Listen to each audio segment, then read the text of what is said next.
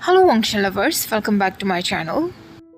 तो last part में हमने देखा था वांग जी वुयिंग को टाइटली हग करते हुए कहता है तुम सिर्फ मेरे हो। वुयिंग भी हंसने लगता है और उससे कहता है हाँ, मैं सिर्फ तुम्हारा हूँ। मैं तुम्हारे साथ घर जाकर हेवन और अर्थ की वर्शिप भी कर चुका हूँ। मैं सिर्फ और सिर्फ तुम्हारा हूँ लंजा। उस रात सीधा वांग जी वुयिंग का हाथ पकड़ता है और उसे खींचते हुए क्लाउड रेसेस वापस ले जाता है। पूरे रास्ते वुयिंग ने कुछ नहीं कहा था। जब वो दोनों जिंगशी में वापस पहुंचते हैं, वुयिंग सीधा वांग जी पर अटैक कर देता है। वो वांग जी को सीधा दरवाजे पर पुश करता है और वो दोनों एक लंबी किस करते हैं। वांग जी भी किसिंग के वक्त अपना एक हाथ वुयिंग के बैक पर रख लेता है। जब उन दोनों की किसिंग फाइनली ख़त्म होती है, वुयिंग वांग जी के चेस्ट पर अपना सिर रखता है और उससे कहता है तुम बाहर कैसे आए। वांग जी उससे कहता है एल्डर ब्रदर ने मुझसे बाहर जाने के लिए कहा, इसका मतलब अंकल ने उन्हें ऐसा ऑर्डर दिया होगा। वुयिंग कहता है और उसके बाद तुम तुरंत मेरे पास आ गए। वांग जी उसे हाँ कर देता है। वुयिंग एक बार फिर उसे किस करता है। दोनों एक दूसरे से अनटैंगल होते हुए कभी डोर से टेबल और टेबल से वॉल पर एक दूसरे को पुश कर रहे थे। रूम में अंधेरा था, जिस वजह से वो चीज़ों से टकरा रहे थे और वो सब एक लाउड क्रैश के साथ आवाज़ें कर रही थी। एक्सीडेंटली वो दोनों टेबल के पास वाली बुक शेल्फ से टकरा जाते हैं, जिसमें 2 वाइट जेड की बोतल्स रखी हुई थी। वो बोतल्स गिरने ही वाली होती हैं कि तभी वो दोनों उन्हें गिरने से बचाते हैं और फिर एक दूसरे की तरफ देखकर स्लाइटली हंसने लगते हैं। वांग जी टेबल पर लैंप जलाने लगता है। दूसरी तरफ वुयिंग बुक शेल्फ से गिरी हुई बुक्स को उठाने लगता है। जब वो बुक को उठाता है तो उसमें से उसे एक पीस ऑफ पेपर पड़ा हुआ मिलता है जिसमें कुछ लिखा हुआ था। उसमें कुछ पॉइंट्स थे। वुयिंग उन्हें पढ़ना शुरू करता है। पहला पॉइंट था शादी से पहले खुद को कंट्रोल करना। दूसरा पॉइंट था वुयिंग को वाइन पीना पसंद है जिसे फ़न के लिए यूज़ किया जा सकता है। तीसरा पॉइंट था वुयिंग को पेन से डर लगता है तो मुझे उसे फोर्स नहीं करना है। ये सारे वही पॉइंट्स थे जो वांग जी ने उस दिन लिखे थे। वांग जी वुयिंग से वो पीस ऑफ पेपर लेने की कोशिश करता है, पर वुयिंग पहले ही अपना हाथ हटा लेता है। वांग जी उससे कहता है वुयिंग वो मुझे दे दो, पर वुयिंग उसकी बात नहीं सुनता। वांग जी अब उसे सीधे हक कर लेता है। वुयिंग अब कहीं भी नहीं भाग सकता था। वुयिंग तुरंत उसे कहता है हंग गुंजुन, तुम्हें कंट्रोल करना है, तुमने खुद ही तो अपने पॉइंट्स में लिखा है। वांग जी को थोड़ा अशेम्ड और एंग्री फील होता है। ऑब्वियसली उन दोनों के बीच में ऑलरेडी सब कुछ हो चुका था। वुयिंग उससे कहता है इसका मतलब जब हमारी शादी हो जाएगी फिर तुम्हें कंट्रोल करने की ज़रूरत नहीं है। शादी का मतलब होता है कि हमें 3 वर्शिप्स करनी है और उसके बाद हमारा लव अफेयर शुरू हो जाएगा। तो क्यों ना हम यही इसी रूम में वो तीनों वर्शिप्स कर लें। वांग जी उससे कहता है नॉनसेंस बातें मत करो। वुयिंग उसके फेस पर किस करता है और उससे कहता है मैं तुम्हें पसंद करता हूँ लंजा। और वो वांग जी का हाथ पकड़ के उसे गुसू के एंसेस्ट्रल हॉल के सामने ले आता है और उससे कहता है क्या तुम मेरे साथ अंदर जाना चाहोगे। चाहे फ्यूचर में कुछ भी क्यों ना हो लंजा, हम दोनों के बीच में एक ऐसी डोरी बांध लेते हैं जिसे कोई भी नहीं तोड़ पाएगा। वांग जी उसे हाँ कर देता है।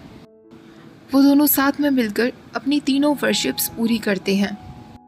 उसके बाद वो दोनों वापस बैंक्वेट हॉल में आ जाते हैं। वुयिंग और वांग जी एक पास ही बैठे होते हैं। वुयिंग अपनी वाइन पी रहा होता है। वो वांग जी की तरफ देखता है और उसे लगता है कि वांग जी के दिमाग में कुछ तो चल रहा है। वो उससे कहता है क्या हुआ। वांग जी उससे कहता है कुछ नहीं।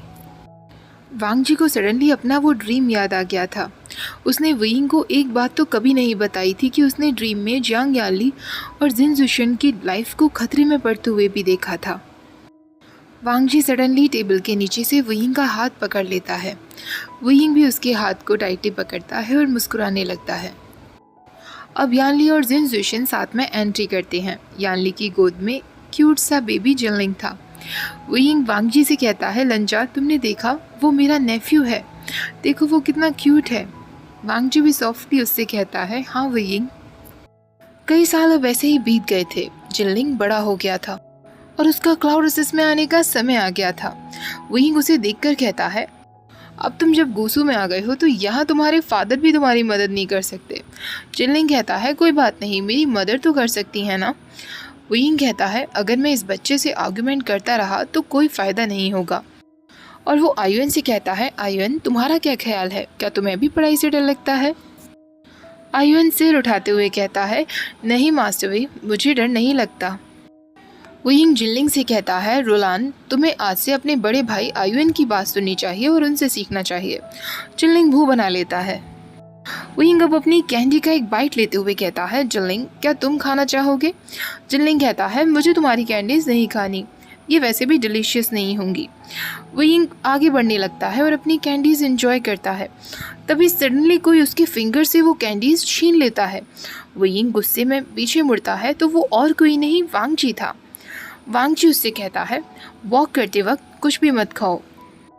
तभी आयुन कहता है, यस मास्टर वे, हांगुंजुन सही कह रहे हैं। वुयिंग वांगजी का कॉलर पकड़ते हुए कहता है, ओके लंजा, तो तुम अब इतने केपेबल हो गए हो कि तुम मुझे बच्चों के सामने इस तरह लेसन दे रहे हो। वांगजी उन कैंडीज को साइड में फेंकता है और वुयिंग को बिना कुछ जवाब दिए आगे बढ़ने लगता है। वुयिंग उससे कहता है, हे लंजा, तुम मुझे इग्नोर नहीं कर सकते। तभी जेंगशा भी वहाँ आ जाता है। जिनलिंग उससे कहता है, सेकंड अंकल, आप यहाँ कब आए? जेंगशा कहता है, ये तुम्हारे कपड़ों को क्या हुआ है जिनलिंग, इतने डर्टी क्यों हो रहे हैं? और तुम्हारे एल्डेस्ट अंकल कहाँ हैं? तभी वुयिंग कहता है, मैं यही हूँ जेंगशा, और इसमें मेरी कोई गलती नहीं है। जेंगशा उससे कहता है, अगर तुम बच्चों का ख्याल नहीं रख सकते तो फिर उनके साथ जाते ही क्यों हो? वुयिंग कहता है, मैं बच्चों का ख्याल रख सकता हूँ, मैं केपेबल हूँ, मैं तुम्हारी तरह नहीं हूँ। जेंगशा कहता है, हाँ, कम से कम मैं तुम्हारी तरह बच्चों को मिट्टी में तो नहीं उगाता। वुयिंग कहता है, इसमें बुराई ही क्या है? ज़रा आयुन को देखो, आज वो कितना बड़ा हो गया है, वो इसी वजह से क्योंकि मैंने उसे मिट्टी में उगाया था। तभी यानली भी वहाँ आती है। जेंगशा और वुयिंग को देखते हुए कहती है, तुम दोनों फिर आपस में लड़ रहे हो। जिनलिंग तुरंत अपनी माँ के गले लग जाता है। जेंगशा कहता है, शिजिए, ये वुयिंग है जो हांगुंजुन से लड़ रहा है। वुयिंग कहता है, क्या नॉनसेंस बातें कर रहे हो? यानली भी हंसते हुए कहती है, आशियन कैसे हांगुंजुन से लड़ सकता है? हांगुंजुन, कहीं आपने तो आशियन को बुली नहीं किया? वांगजी तुरंत कहता है, नहीं, मैंने नहीं किया, और वुयिंग ने भी नहीं किया। यानली हंसते हुए कहती है, मैं बस मजाक कर रही थी, अब तुम सब लोगों को सूप पीने के लिए चलना चाहिए। आयुन, तुम्हें भी हमारे साथ आना चाहिए। वांगजी भी यानली की मदद करता है और सबको सूप सर्व करता है। वुयिंग की नज़र जिनलिंग के सूप पर जाती है और वो उससे एक विकेट स्माइल देते हुए कहता है, रोलान, तुम बहुत यंग हो, तुम इतना सारा मीट नहीं खा पाओगे, क्यों ना तुम अपनी सूप से सारा मीट निकाल कर अपने एल्डेस्ट अंकल के सूप में डाल दो। जेंगशा ये सुनकर कहता है, तुम कितने शेमलेस हो वेवुशन। जिनलिंग कहता है, मैं बिल्कुल नहीं दूंगा, ये मदर ने मेरे लिए बनाया है। इसी बीच वुयिंग जिनलिंग के बाउल में से एक मीट पीस निकाल लेता है।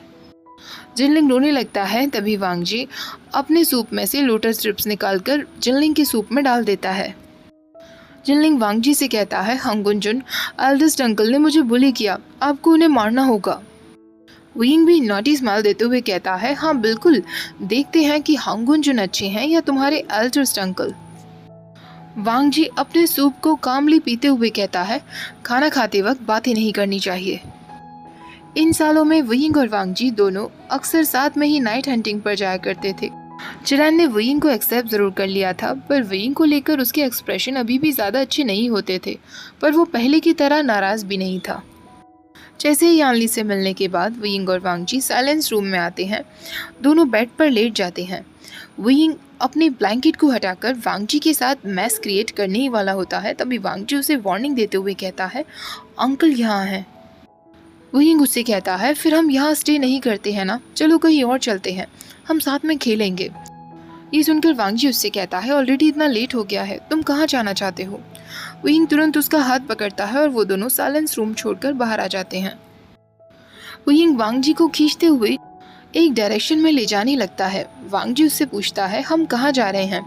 वुयिंग कहता है, बस वेट करो, तुम्हें जल्दी ही पता चल जाएगा। वुयिंग वांगजी का हाथ पकड़ता है और वो दोनों माउंटेन से नीचे आ जाते हैं। वुयिंग उससे कहता है, अगर हम साइलेंस रूम में साथ में नहीं खेल सकते तो कम से कम तुम माउंटेन से नीचे तो जा ही सकते हो ना, हम दोनों वहाँ साथ में वाइन खरीदेंगे। वांगजी उससे कहता है, वाइन पीना मना है। वुयिंग कहता है, मैं जानता हूँ लंजा। वांगजी उससे कहता है, ये कर्फ्यू का समय है वुयिंग, हम माउंटेन के नीचे नहीं जा सकते। वुयिंग को अब एक शरारत का सूझता है। वो वांगजी का हाथ पकड़ता है और दोनों मिलकर वॉल से नीचे जंप लगा देते हैं। वांग जी वुयिंग को केयरफुली पकड़ लेता है और दोनों रोल करते हुए नीचे आ जाते हैं। वुयिंग वांग जी के ऊपर आ जाता है। वुयिंग उससे तुरंत अलग नहीं होता, बल्कि इसी पोजीशन में उसे किस कर लेता है और वांग जी के लिप्स पर बाइट करते हुए कहता है, लंजा, तुमने रूल्स तोड़े हैं। मेरे साथ मिलकर अब जब तुम माउंटेन पार कर ही चुके हो तो क्यों ना अब हम दोनों साथ मिलकर वाइन खरीदने चलें। पर वांग जी उससे कहता है, बिल्कुल नहीं। वुयिंग कहता है, फिर तुम क्या करने वाले हो? पहले की तरह मुझे एंसेस्टर हॉल के सामने ले जाओगे और रूलर से मुझे पनिश करोगे? उसके बाद वांग जी उसे एक डीप किस करता है। इन दी एंड दोनों ही एक दूसरे की बात मान लेते हैं। वांग जी ऑलरेडी रूल्स को डिसोबे कर चुका था और वुयिंग वाइन खरीदने के लिए नहीं गया था। दोनों ही जैसे ग्राउंड से उठते हैं, वांग जी के वाइट क्लोथ्स गंदे हो गए थे और उस पर हर जगह घास लग गई थी। वुयिंग उसकी मदद करने की कोशिश करता है, पर वांग जी उसका हाथ पकड़ लेता है और उसे अपनी आर्म्स में खींच लेता है। ओके गाइज, आज का पार्ट यही ख़त्म करते हैं। आई नो आज का पार्ट बहुत छोटा है, क्योंकि अब इस फैन फिक्शन का एक आखिरी पार्ट रह गया है, जिसमें हम वांग जी और वुयिंग का वेडिंग डे और फिर उनकी वेडिंग नाइट के बारे में देखेंगे। ओके, आज का पार्ट पसंद आया हो तो प्लीज़ लाइक शेयर, चैनल को सब्सक्राइब करना मत भूलिएगा। Thank you for watching, bye bye.